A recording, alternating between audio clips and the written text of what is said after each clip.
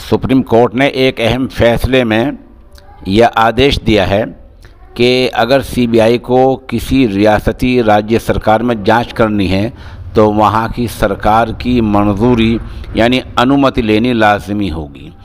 अगर सीबीआई को यूपी में जांच करनी है, कर्नाटक में जांच करनी है, हरियाणा पंजाब में जांच करनी है तो हरियाणा पंजाब, कर्नाटक और उत्तर प्रदेश की सरकार से सहमति, अनुमति, इजाज़त लेनी लाजमी होगी। ये एक बड़ा फैसला दिया है सुप्रीम कोर्ट ने।